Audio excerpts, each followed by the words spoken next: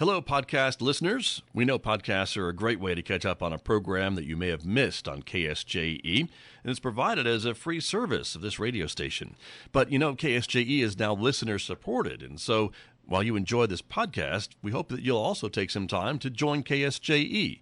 Become a member today. It's quite easy to do. Just go to our website at ksje.com/support and pick the level of support that best matches your budget. Thanks again for listening. Here's your podcast.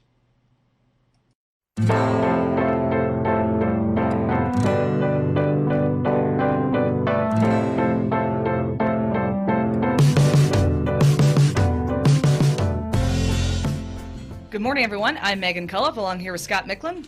Good morning. It is Thursday, May 20th. It is. 2021.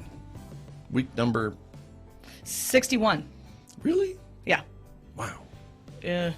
Whenever you do a follow-up, really, and you're making me self-conscious. Right. Now. Well, we're waiting on internet confirmation. So it'll come. We'll get that going. But yes, welcome, everyone. It is our COVID-19 Community Information Program from KSJE. We appreciate you being here because we have a great show lined up, more great guests, and there's still stuff to talk about, even though we've been through this for 62 weeks. We're seeing the light at the end of the tunnel, though. We are. There is some light. Yeah. It's not an oncoming train. It's an actual light at the end of the tunnel. Right? Let's hope it's not an oncoming train. Let's hope not. But Jeez. Yeah, right. But here are our guests coming up. We're going to hear about summer kids programs at the Boys and Girls Clubs of San Juan County. And also there is news of some rental assistance from the state of New Mexico. And so we're going to pass along that information as well with our guest this morning. So that's where we are. So Great. How about that? Perfect. So we'll get started and talk a little bit about some of the things like the latest map that came out yesterday, right? The state had an update. We knew that San Juan County was not going to move from turquoise because under the new guidelines that once you're in turquoise, you get to stay in turquoise for 4 weeks. And so, as you can see from the latest map, San Juan County is still in turquoise. In fact, the whole state, except for Chavez County, Roswell area, is in turquoise, and Roswell is now in green. So right. That's where things are. However, when you look at the numbers for San Juan County, had the state looked at our numbers, we would not have stayed in turquoise, unfortunately. We would have gone back to green. We would have gone backwards, at least probably to green. But as we can see, our positivity rate is 8.02. It needs to be 7.5 or lower. And our fully vaccinated rate, though, is looking good at 56.5%. So that's that's positive. That is positive. But the positivity rate is high. However, the cases are coming down, which hopefully will be counted in the next update, which will be, June 4th. Mm-hmm. And so we're hoping that maybe by that time our cases will be back down and maybe we can stay in turquoise for 4 more weeks. Yes, and if the whole state reaches a vaccination level of 60%, the map goes away. The map goes away, and we're going to show you that in a minute. That's right, but that's where we are. So that was the latest one. Here is the vaccinated map as well, a different map. There are 2 different dashboards now what the state is doing. The one is the COVID cases that we just showed you, and this is now the COVID vaccinations. And so again, San Juan County is in the darker green, which means that we are doing better than some other counties as far as percentage of residents that are vaccinated. And as you can see, we're at that 56.5%, the percent of residents fully vaccinated, and the percent of residents with at least 1 shot is at 70%. Very good. So if everybody that got their first shot goes back and gets their second shot, we will have hit that 60% and then some. Right. Right? We'll be at that 70%. And I was actually shared more information I think you will find interesting because you like numbers. Yeah. You're kind of wonky. I'm very wonky. About numbers. I'm wonky about a lot of things. We now have the data, and thank you, New Mexico Department of Health, by zip code. Oh, very fun. Oh. Look at that. I do like this map. There you go. And Megan hasn't seen that before. Yeah, I have not seen that. And so let me go through it briefly with everybody. But we put this in by, best to need some help. Best to need some help. Here's where we are. But according to the Department of Health, again, these are folks that are eligible for the vaccine, 16 plus. And Kirtland Shiprock water flow, 100% on both one and fully vaccinated. That's Yeah. Impressive. How about that? Right. Very impressive. And then we go into Fruitland at almost 70%. And then we look at Farmington zip codes of 87402 is almost 50%. Farmington zip code 87401 is 41%. Flora Vista 49%. Bloomfield and La Plata and Aztec are all lower. And so I guess the message would be for folks in those communities, consider getting the vaccine. If you have questions, talk to your doctor. We've said that time and time again because it's a personal choice. But again, if we can get those numbers up, that will help us get to that 60%. Yes. Across the state. So, but I thought that was really interesting. Yeah, that is very interesting. So again, thank you from the Department of Health for putting that together and sharing it with us so we could share it with you because I think that's really an interesting graphic. Yes. So there you go. Our first guest is calling in. Shall we go to the phones? Shall we go to the phones and talk to them? Good morning. You're on KSJE. Thank you for calling in this morning. Good morning. This is Michelle from the Boys and Girls Club of Farmington. How are you? Hi, Michelle. We are good, thank you. Michelle Meyering, the new executive director, I believe, right, with the Boys and Girls Club of Farmington and Bloomfield. So congratulations to you. Thank you. Yes, this is my 10th week. Your 10th week, and you're on wow. there you go. And you're stuck with us already in the first 10 weeks. Short straw. That must have been what happened. Hey, back in Santa Barbara, I was a co-host for Teen Sport Radio. Oh, well. I'm a veteran at this. Well, there you go. No wonder you said yes to my request so quickly. I appreciate that. So wonderful. Absolutely. Well, thank you for calling in, Michelle, and again, congratulations and welcome to Farmington. We wanted to talk to you a little bit about some of the programs that you are planning for kids this summer as we hope, fingers crossed, things are opening back up. And I know you and your staff have probably been hard at work trying to figure out how to manage kids coming to the clubs, and you manage both Farmington and Bloomfield Boys and Girls Club, we should mention. So can you give us kind of an overview of what you're looking at, again, thus far? And we understand that conditions could change. Right. They could change, and fingers crossed that they don't.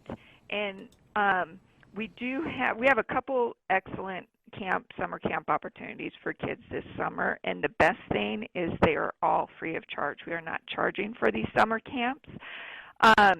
So both our Bloomfield and our Farmington locations will have all-day camps for students ages 6 through 18, Monday through Friday, starting at 7:45 and going through 5:30. We will have healthy meals and snacks and all sorts of fun activities, kind of a space theme this summer with different STEAM projects and fun outdoor activities. So we're encouraging people to call in and sign up for those programs.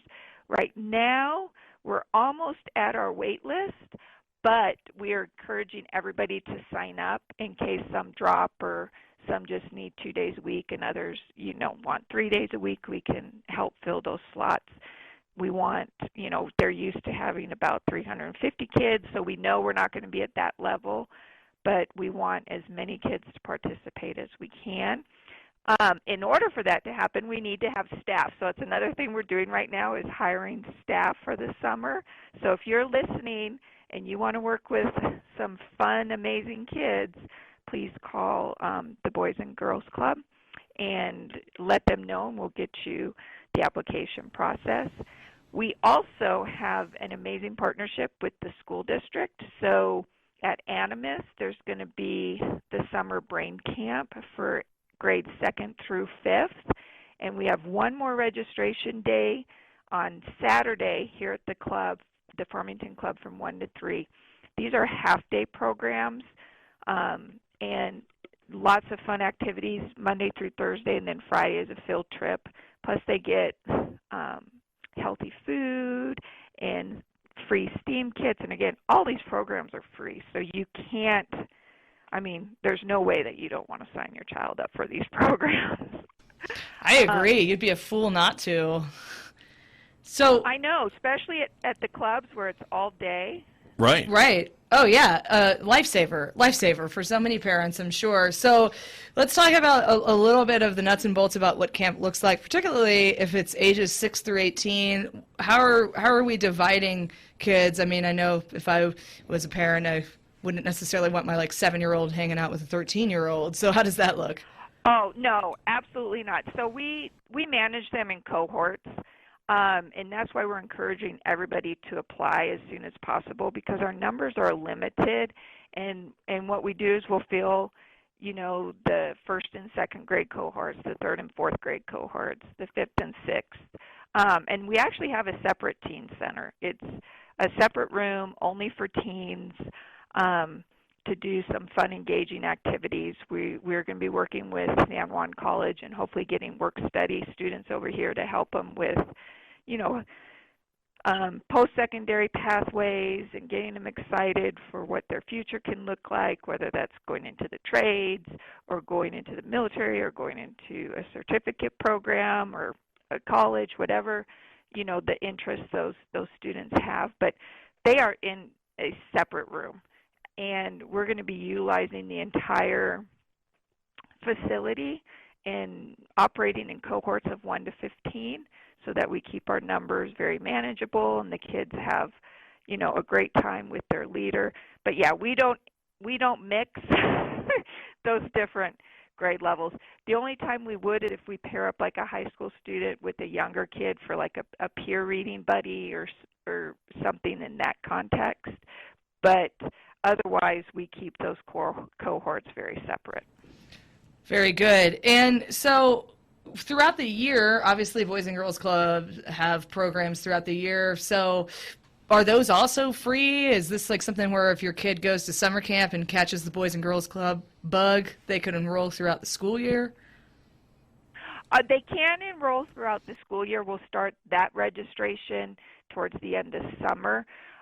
In the pre-COVID, there was, I think it was a $15 yearly membership fee. Through COVID, that has been waived. So if we can continue with great funders, and I have to tell you, we had our golf tournament this past weekend, and the community of Farmington is so behind the Boys and Girls Club and the mission and believing in these students. So if we continue that funding where we can continue to offer the programming free of charge, we absolutely will. That will, of course, depend on funding that comes in. But otherwise, it's a $15 annual fee. So that's pretty good. Manageable. That's pretty good. That is pretty good. You can't find much for $15 for a year. Yeah. For kids these days, for sure. No. And so, and Michelle, no, not at all. And what you're talking about, you mentioned, I think for Farmington, is this similar programs in the Bloomfield area too for those parents who are listening this morning? Absolutely, for Bloomfield, 6 to 18 years old and operating 7:45 to 5:30 Monday through Friday. They do fill up a little bit faster because it is a little bit smaller club, but they will be running the same programs this summer. We're going to do a lot of fun activities. We are maintaining the mask requirements, even if staff is vaccinated, because our kids are not. So the young ones, they're not eligible to be vaccinated. So we are requiring masks and making sure all surfaces are clean and washing hands a lot. So we are still going to follow that. We don't want to have a situation where we have to shut down the club. So we've been very proactive in ensuring that we are on top of or above protocols. But we're just looking forward to having more kids in the center. Very good. And so one more time, how do I register my kid for camp? So if you're looking for the Animus half-day camp for a 2nd through 5th grader, you come to the Farmington Club this Saturday, May 22nd, from 1 to 3 p.m. to register them. If you're looking for Bloomfield or Farmington, you can call us at 505-327-6396 and make an appointment. And if you're looking to work with these wonderful young people, call the same number, 505-327-6396. Let them know you're interested, and we will get those forms to you. Very good. Well, Michelle Meyering, it's a pleasure to have you on the program and in our community. Thank you so very much.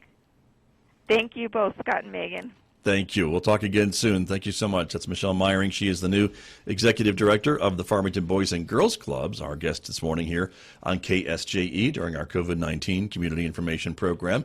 There are a bunch of vaccine events that are coming up in the community that we want to pass along. Of course, again, our state has been at the forefront of getting the vaccine out to residents who want the vaccine into the communities. And we're seeing more and more now vaccine events that are popping up. Here's the list. And it's quite a large number than what we've seen in the past. And so, again, Saturday at the Farmington Public Library from 8 to 10. That's a new site. Tuesday, May 25th, out at McGee Park from 4 to 6 p.m., Wednesday, May 26th, will be at 10:30 to noon at the San Juan County Commission Chambers in Aztec. Thursday, May 27th, here at San Juan College, HHPC, 11 to 1. And then Friday, May 28th, next Friday at the Farmington Civic Center, 11 a.m. to noon. So, very good. Get your vaccine. There you go. These are happening. You can still register at vaccinenm.org to reserve your dose.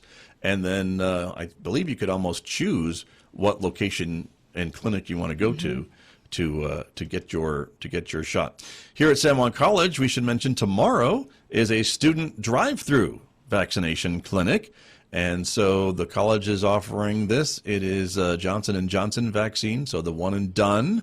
That's from 10 a.m. to noon here at the Henderson Fine Arts Center parking lot B.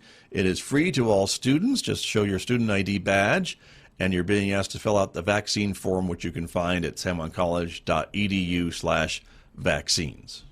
Very good. That is happening, and getting students all vaccinated for summer.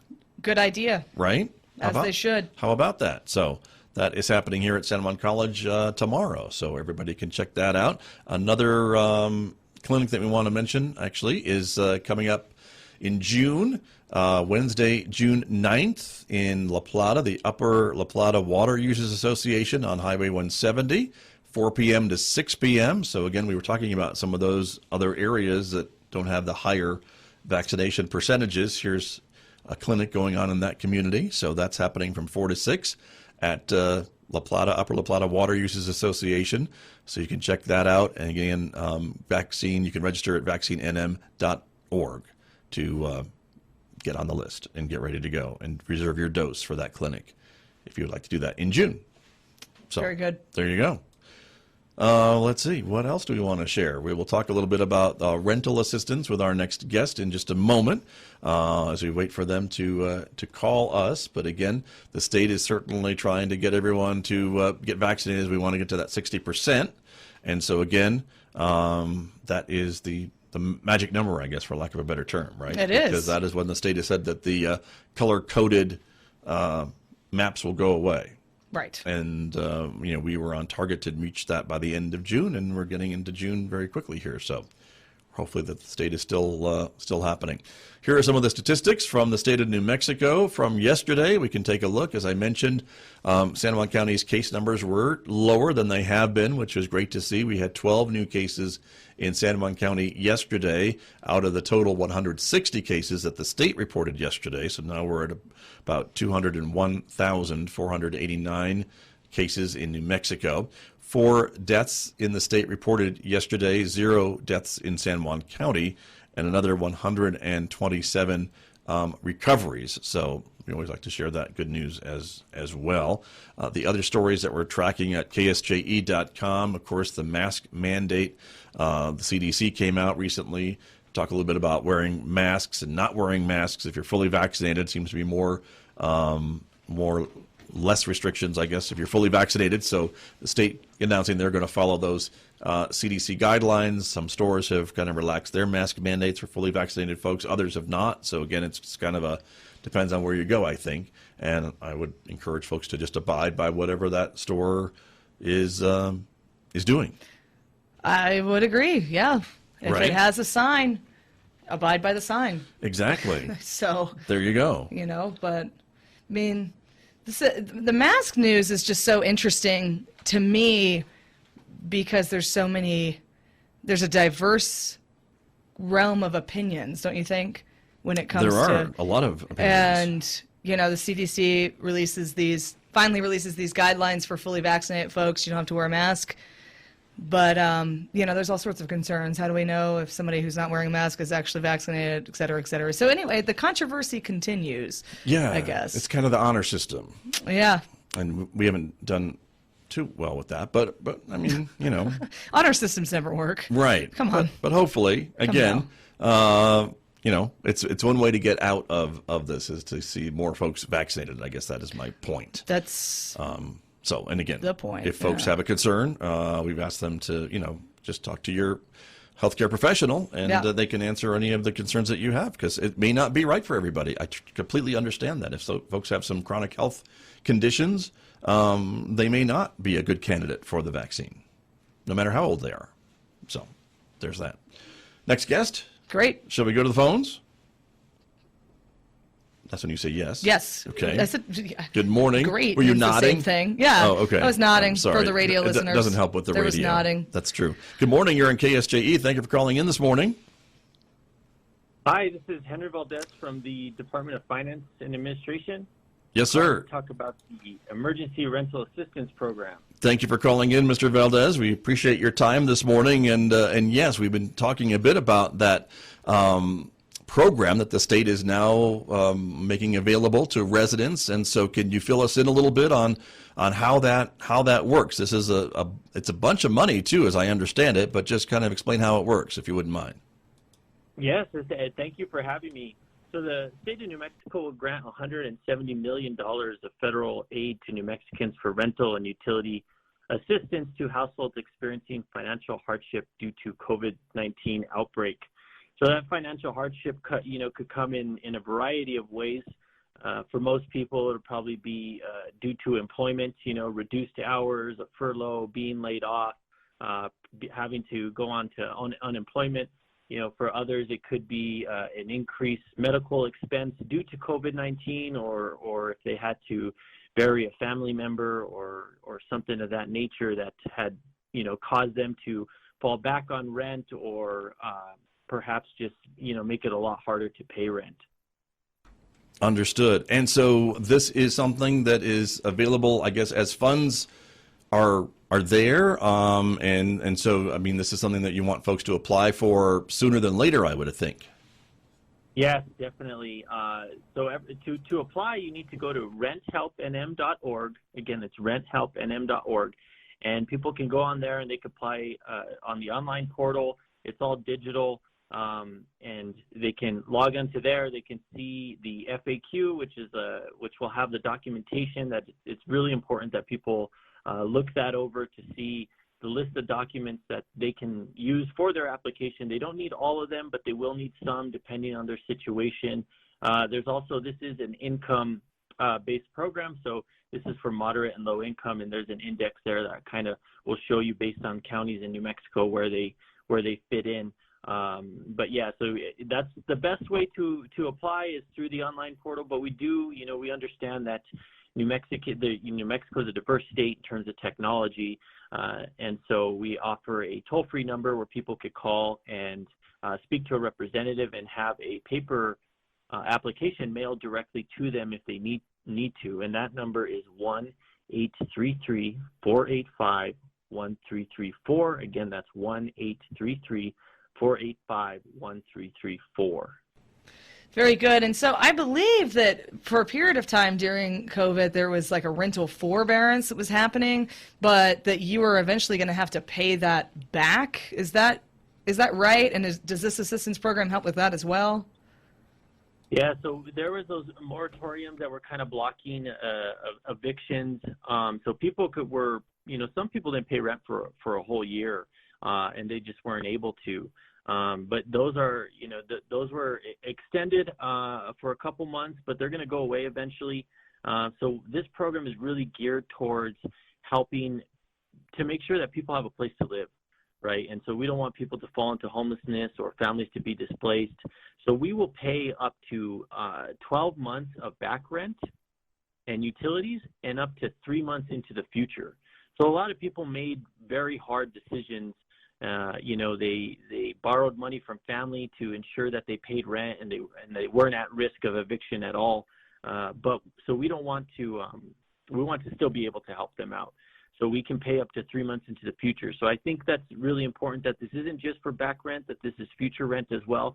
But we have made awards for some people that didn't pay rent for a whole year, and thankfully their landlord was understanding and was able to allow them to stay during that time, and we were able to pay that back rent to ensure that they still have a place to live. And that kind of brings up my next question for you, Mr. Valdez, which is for landlords. If I'm a landlord and I have some tenants maybe who have not been paying their rent, and I've been kind of just keeping them in their place because of these other things that we've talked about being in effect, can I encourage my tenants to maybe sign up for this program to try to get my money eventually? Oh, absolutely. So what we do, so we are encouraging landlords to reach out to tenants that are behind and encourage them to apply. We also need landlords to fill out a W-9, and they can go to the same website, renthelpnm.org, and there's a landlord tab that will take them to the landlord page, and they could download a W-9, fill that out, because we're trying to pay landlords directly. That's kind of the most streamlined way and most in compliance with the federal government guidelines. We will pay applicants directly if we need to, but we would prefer to streamline the process and pay landlords. But yes, absolutely. The more help we can get with getting the word out and pushing people to not only apply, but to ensure that their application has the appropriate documentation when they apply. And so it's really important, that when they go to the website, they really review the eligibility requirements, the documentation, to ensure that when they fill out their application that it is complete. And so then that way when we get it, and if we have their landlord's W-9, we can expedite the process and get the money out the door. Very good. Well, Henry Valdez of the New Mexico Department of Finance, thank you so much for joining us. Thank you very much. I just want to add that this program is specifically for renters, but we do have a homeowners program that's going to be launching really soon. And we know that there are a lot of homeowners that are in a very similar situation, that they're behind on their mortgages, behind on their utilities, and so we want to be able to help them as well. So that'll be launching very shortly, and so I encourage everyone to add us on social media or to check even renthelpnm.org, because we'll have some banners that will redirect them to those homeowner assistant pages. Very good. Well, it sounds like we'll have you back when that happens. So thank you. Definitely. Thank you. I'll come on anytime. All right. Excellent. Thank you very much. Henry Valdez, the Mexico Department of Administration and Finance. We appreciate that information very, very much, because I know there's a lot of folks who, as we've been talking about, have had trouble paying the rent and not becoming homeless, and that was what this program is all about, as Mr. Valdez mentioned. So good opportunities for folks to take advantage of these things. So very good. Ready for our next guest? Let's do it. You ready for it? Okay, let's do it over here on the phone. Let's go to our next guest who's on the phone. Good morning. You're on KSJE. Thank you for calling in this morning. Good morning. How are you doing, Scott? I am well, thank you. And that is the unmistakable voice of Mr. Mike Patch from the Aztec Boys and Girls Club. Good morning to you. Oh, good morning. Good morning. We are talking with folks a little bit about some of your plans for the summer, Mike Patch, for your club members and others who might want to look for something to do with their kids. And so I know, as we've mentioned, conditions are changing. But what are you planning for today? Well, we are looking at a very full summer. We are functionally sold out at this moment, reaching a point where, given the state guidelines and guidelines that have been passed to us, we can't put more than 10 kids in a group at a time and maintain some of the distancing and other issues. So we've limited ourselves to 40 kids this year, which is still better than last year when we only could have 25. And we're doing things in and around the community with an eye to, as they open things up, adding in field trips and going places. And we've been talking about teaching the kids to paddleboard, and we got a few things in our back pocket for as things change and get a little more liberal that we're going for. Very good. And Mike, is there a wait list then? We are going to be starting a wait list actually today. We've got there are 2 spots that are open in the program right now, and there's about 12 applications that are out. So as soon as we hit those 2 spots, we will start a wait list, and we expect that to start sometime this morning the way things have been going. Very good. And so with the limitations, I guess, then you're able to just open up as much as you can. And so are these going to be full-day programs, Mike, or morning and afternoon, or how are you splitting things up if you are? It's a full-day program. The kids come, they get breakfast, lunch, and afternoon snack. They're here.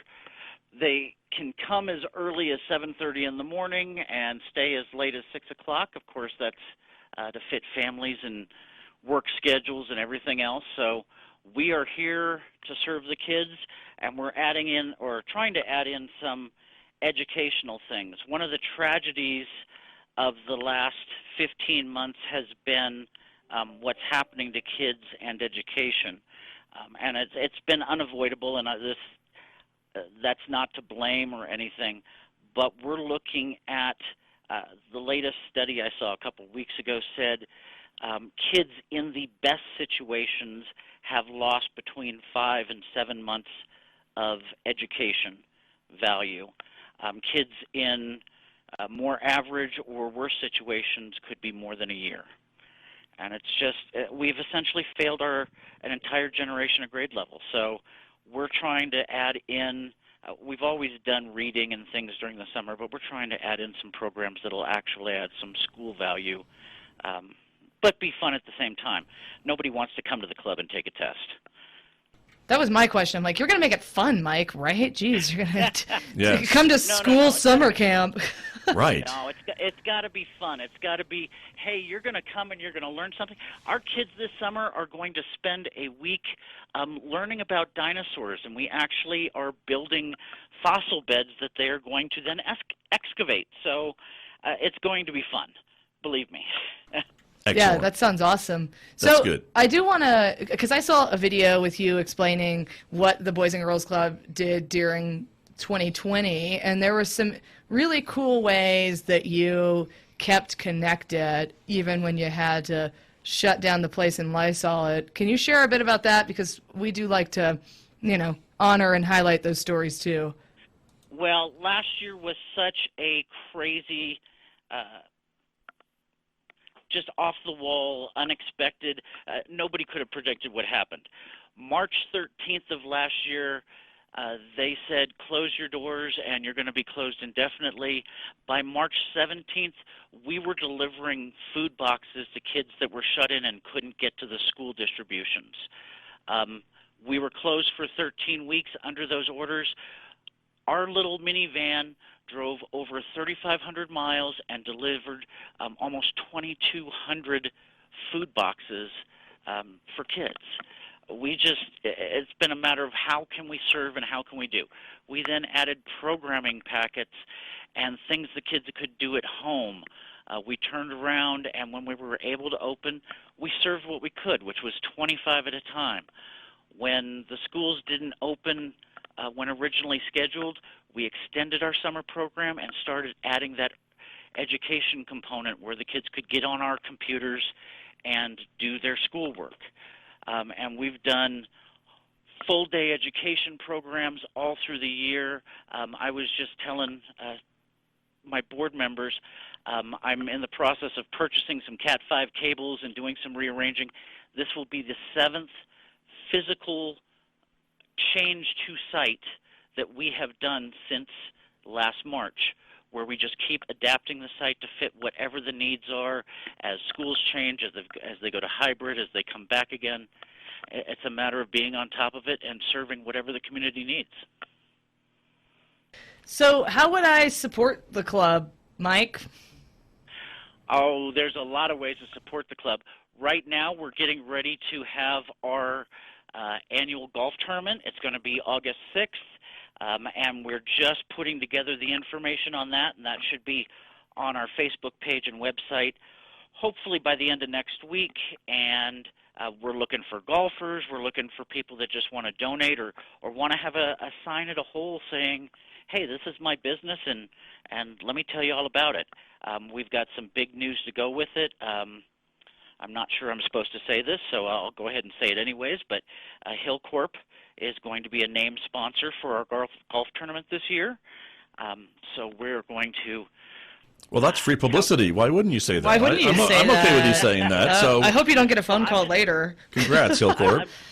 I'm not sure it's open for release yet, but okay. Because we're just still working on the details. We've had wonderful support in the past from a couple of family foundations who like to lay a little bit quieter, but Hillcorp is certainly going to want us to shout the good word that they're doing and they're supporting in the community. So I feel fairly confident I can say that. Good. Very good. Well, Mike Patch, as always, it's a pleasure to talk to you. Thanks so much for joining us. We're excited to see all the goings-ons at Boys and Girls Club in Aztec.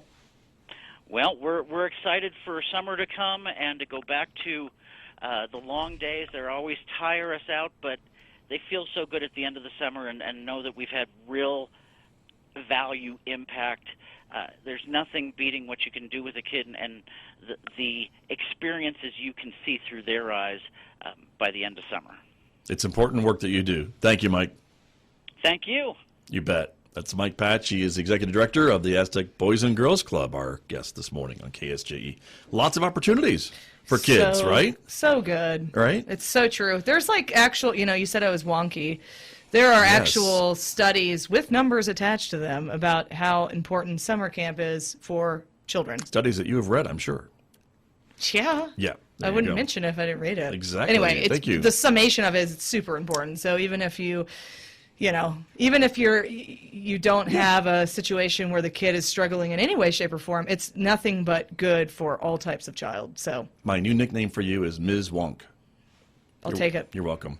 Hey, confirmation from the internet. Boom. Oh, 60. Ooh, I was wrong. Week 62. I said 61. Oh, see? I'm getting lost. You lost a week. Where'd that week go? There you go. Yeah. Well, thank you, Internet, and thank you, Calendar Queen, Yes. for keeping us accurate here. 62nd week here on the program during COVID. Here we are. Here we are. So, anyway. So we have a couple more things. We have the watch list. A couple more things to share. The watch list had more,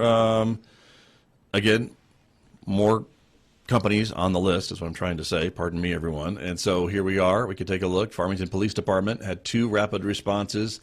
Magistrate Court with 2, Sam's Club with 3, Target with 3, Salt Rivers Materials Group in Waterflow with 2, and there's more. We have Aztec Municipal Schools had 3, McCoy Elementary with 2, Park Avenue Elementary with 2, Bloomfield Early Childhood Center had 2, and then Country Club Elementary in Farmington with 2 rapid responses, Hermosa Middle, McKinley Elementary, and Piedra Vista High School all had 2. Ojo Amarillo Elementary in Fruitland with 3, and Kirtland Elementary School in Kirtland with 3 rapid responses. They're on the watch list. No companies or sites are on the closure list from the past week, but we always like to share that to just, again, remind folks of what's going on in the community. Yep. Because that's what that is posted for. The State Environment Department updates that list, I believe, on a daily basis still, and so you can check it out online. And finally, last but not least, we'll talk about the Johns Hopkins numbers. Yes, on the new map. Right. So the United States confirmed cases are now at 33,027,500, and the United States confirmed deaths are now at 587,883. Right. And we also have the new number in green, which is the vaccine doses that have been administered. Yes, which are at 276,823,705. Right. So that's encouraging. That's very encouraging. That's a very high number. That's a gigantic number. It's a very, yeah. That's why initially I was like, that's worldwide, right? And I'm like, no, that's in the America, Yeah. like United States. So there you go, everybody. And then you could see, of course, the other countries that are dealing with this. And, of course, India, we hear a lot about that in the news and some of their cases. Yeah. They are Terrible. right behind us at 22 million. and Brazil and France and Turkey in that order. And then, of course, on the side, we kind of point out the daily cases, the graph. Again, those daily case numbers are going down, and that's what everyone has said is what we want to see to get out of this. And so, that's helpful after the big peaks that we saw, again, around December. That is important to see. The number of deaths, again, also going down. So, positive things. And then that green line on the bottom with the vaccine doses, that's going way, way up, which is, again, positive news. Yes. So we're glad to see that. But that is the information that we have for you this week, everybody. So we really do appreciate you tuning in again. And thank you to our radio partner, KNMI. You can hear this show on Thursdays at noon on KNMI radio. So we appreciate that. You can hear it on KSJE radio this afternoon at 5:06 p.m. on Thursdays at 5:06. And, of course, join us live on social media Thursdays at 9 a.m. to get the very latest wit and witticisms of your co-hosts. That's us. That's us. That's us. Every with, Thursday. With the wit and witticisms. That's us, Ms. Wonk. That's right. I don't have something for you yet, but okay. I bet I'll get something next week. It'll come. I bet there'll be something. It's gonna come. Anyway, thank you all for joining us again. Until next Thursday, we will see you back here on KSJE. But stay well and stay safe. Bye-bye. Did you enjoy that podcast? We hope that you did. And if you did, share it with your friends. And if you really want to keep podcasts like this coming, please support KSJE. You can do it easily online at ksje.com.